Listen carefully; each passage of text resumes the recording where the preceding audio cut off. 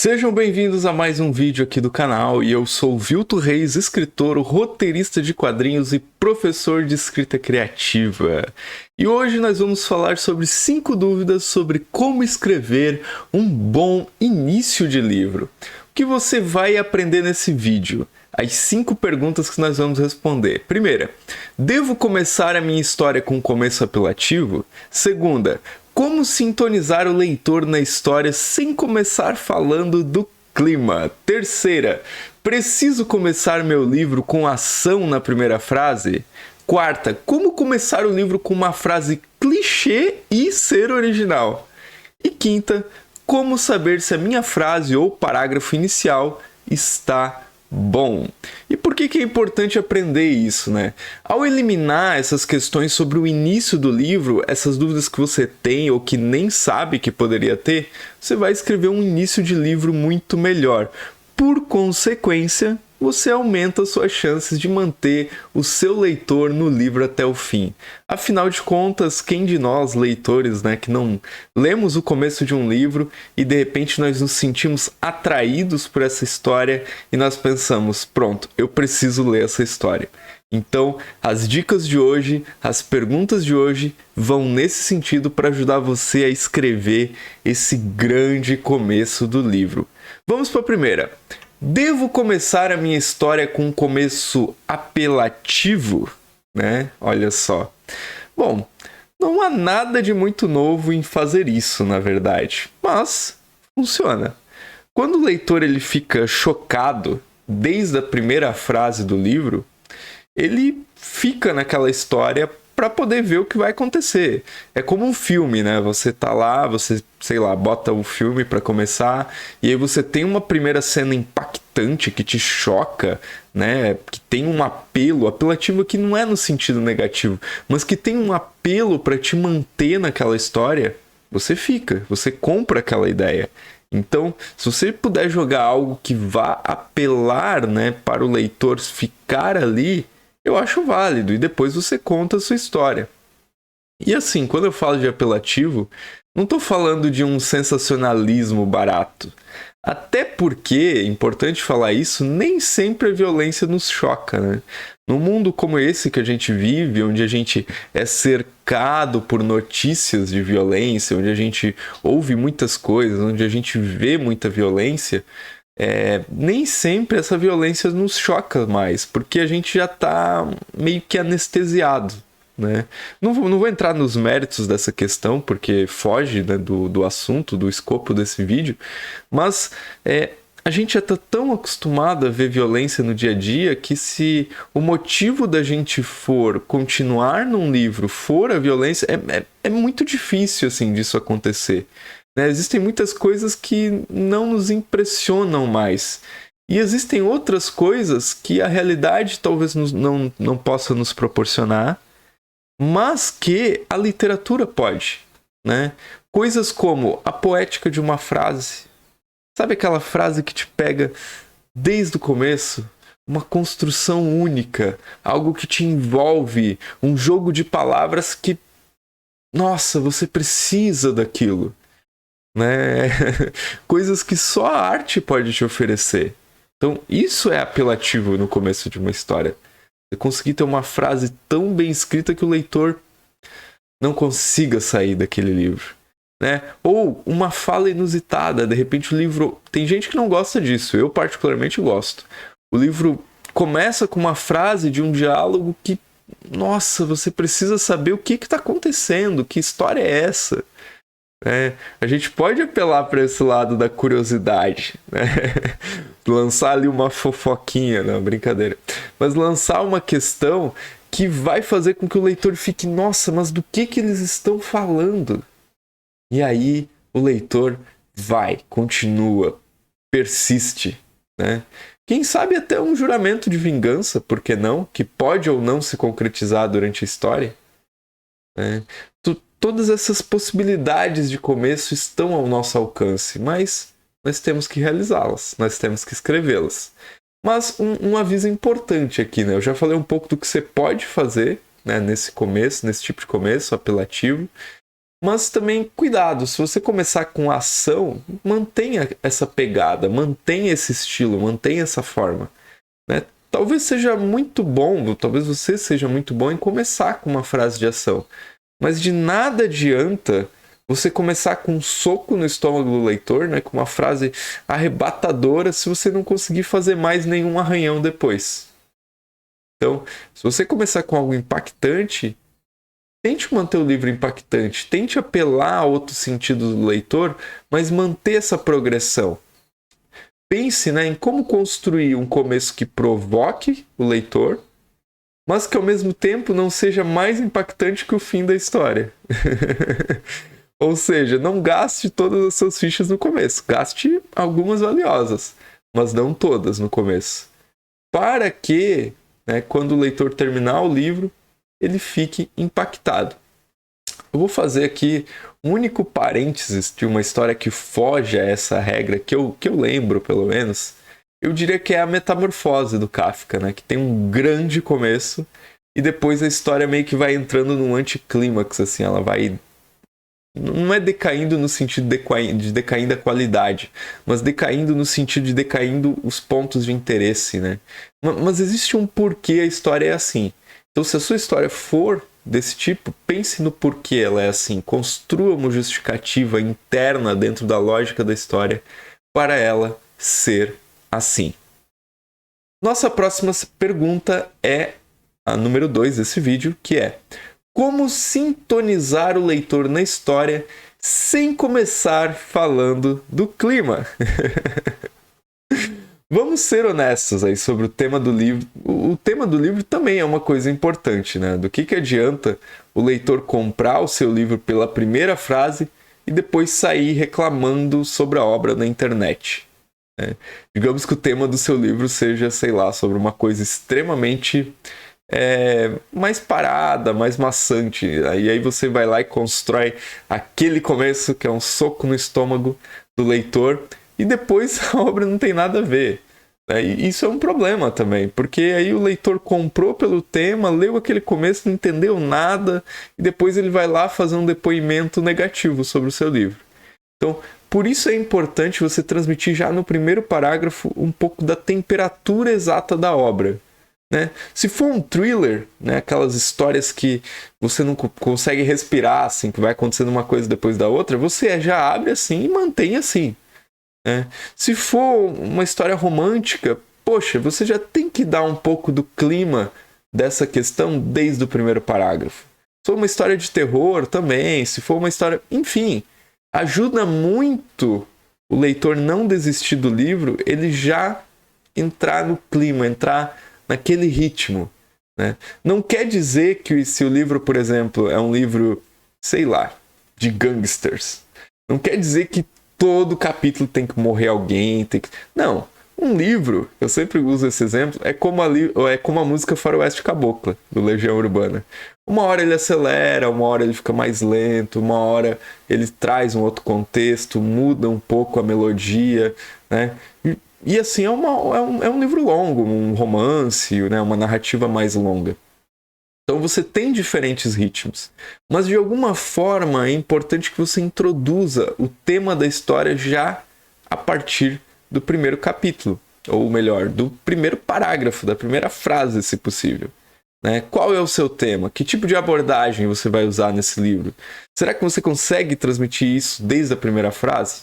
Então, vale a pena você trabalhar em cima disso. Um ponto importante aqui dentro desse tópico é cuidado com as descrições de clima, tá? Deixa o pessoal da climatologia fazer o serviço deles. A gente está fazendo literatura, né? Ninguém mais tem interesse em ler livros que começam com descrições climáticas. Você pode fazer muito melhor, eu acredito, né? Se você está aqui acompanhando esse canal, se você quer melhorar a sua escrita, você pode fazer muito melhor do que começar um livro com frases como: era uma tarde quente de verão, as nuvens estavam no céu, e eu olhava aquilo tudo outra vez. Poxa, 1000 escritores, principalmente os iniciantes, já começaram com frases como essa, né? Então, só inclua descrições climáticas se isso agregar algo à história. Vocês vão lembrar de exemplos de grandes obras que têm descrições climáticas. Mas talvez isso esteja ligado a passar a sensação da história. Talvez isso seja fundamental para a história. Então, sim, cabe estar ali. Mas se não for, não abuse disso. Não abuse desses recursos. Né? Um exemplo de bom uso dessas descrições são as narrativas de tensão transfigurada. O que é uma narrativa de tensão transfigurada? Basicamente, são aquelas narrativas em que o espaço da narrativa pode ser o ambiente, pode ser o clima, pode ser objetos. Eles transfiguram aquilo que o personagem está vivendo. Eles transmitem, eles simbolizam aquilo que o personagem está vivendo, o estado emocional deles. Então, tratam de situações em que as mudanças no clima, pode acontecer isso, refletem o emocional do personagem. E aqui eu sempre dou o exemplo dos contos do John Cheever.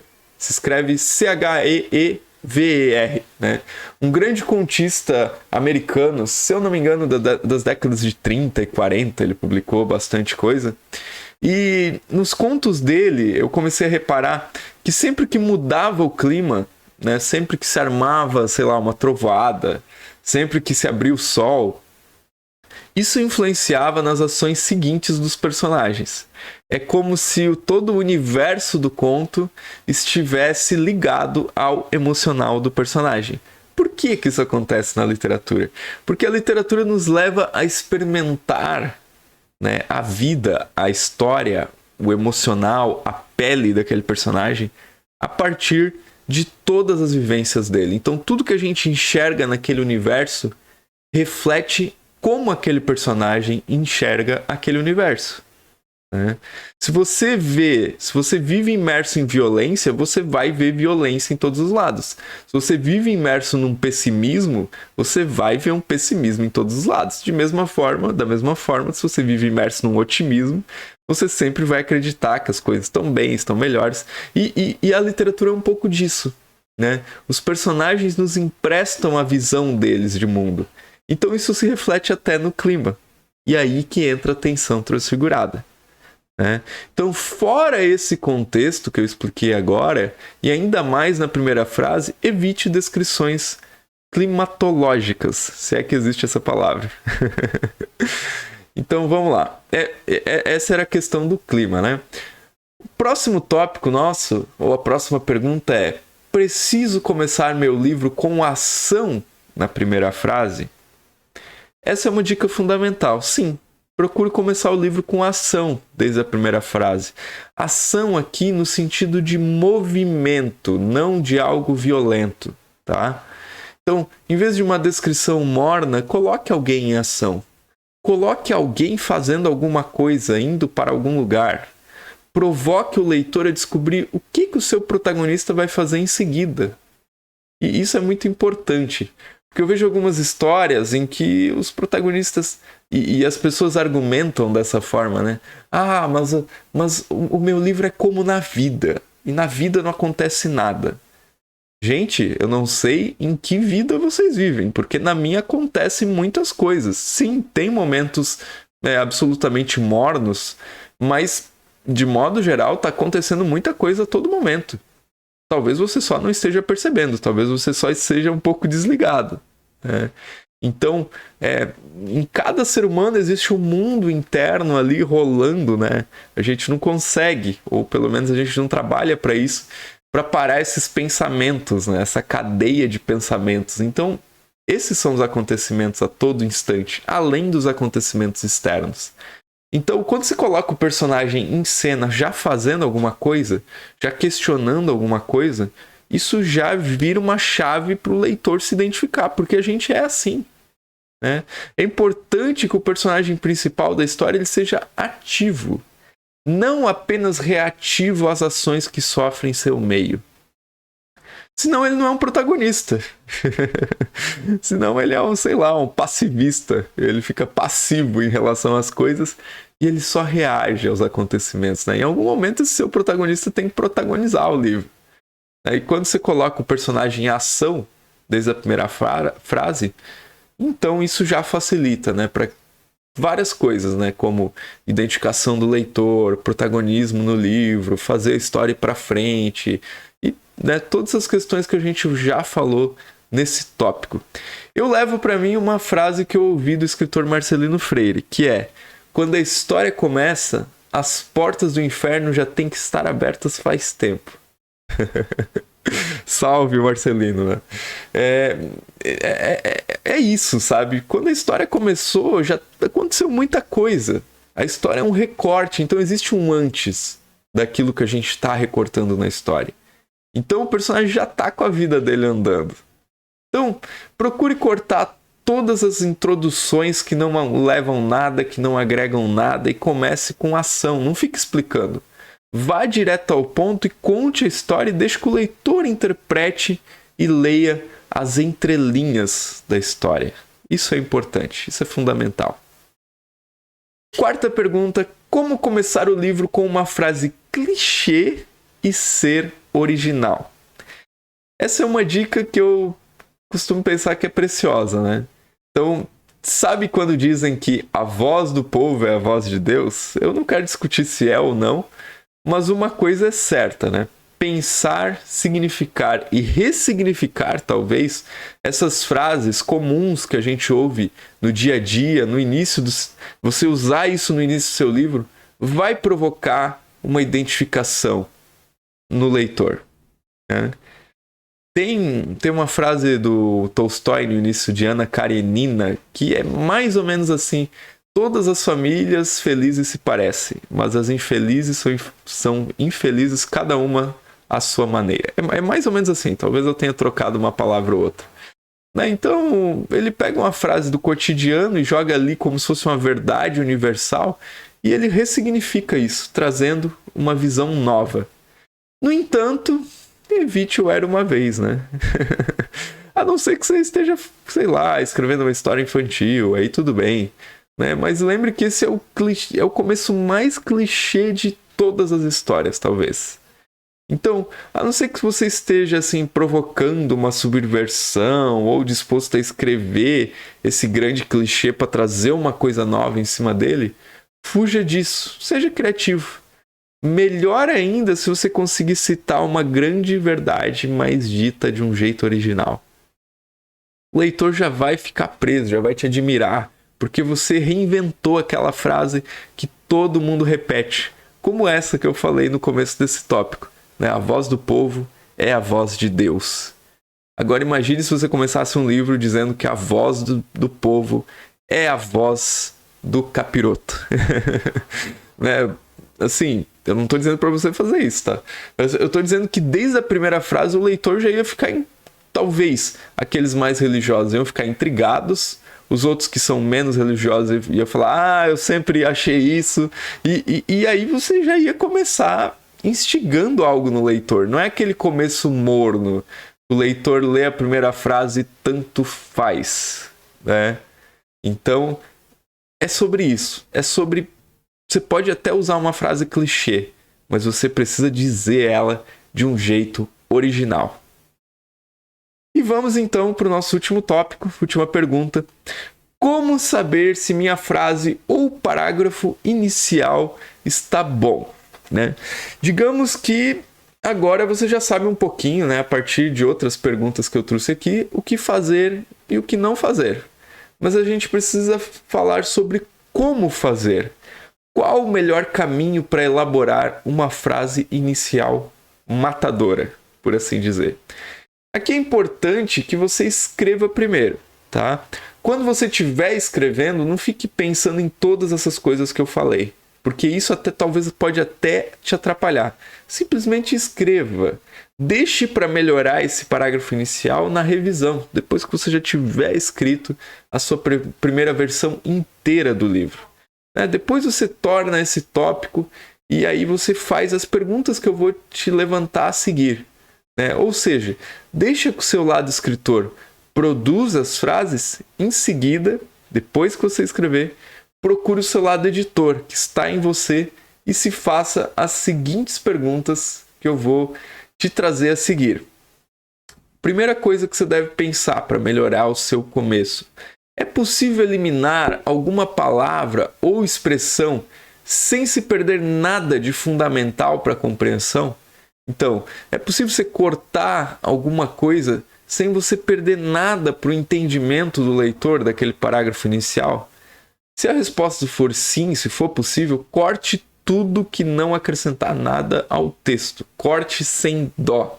Como eu falei ontem em uma mentoria para um escritor, é melhor você cortar algo, né, no seu texto que está chato, que você escreveu, do que você perder um leitor. Porque você não ficou com dó de cortar aquilo ali.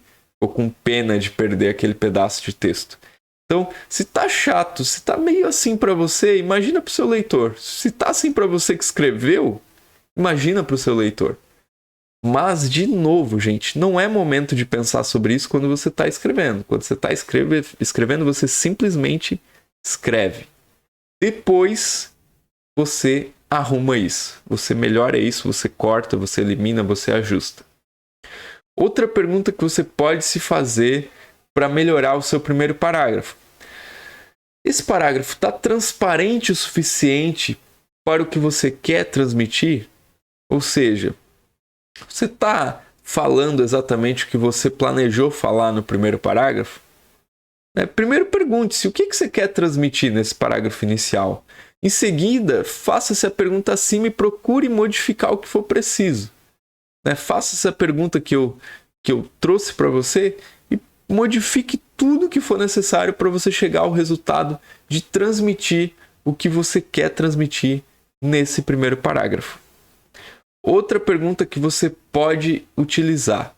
O seu início está bem escrito ou não passa de uma frase gigante por pura vaidade sua? Tem muitos escritores, principalmente no começo, que eles escrevem assim, umas frases gigantes, cheias de oração subordinada, uma frase que só vai ter o ponto final após 5, 10 linhas. E eles fazem isso para tentar mostrar, o quanto eles dominam a literatura. Mas o importante na frase inicial é impactar o leitor.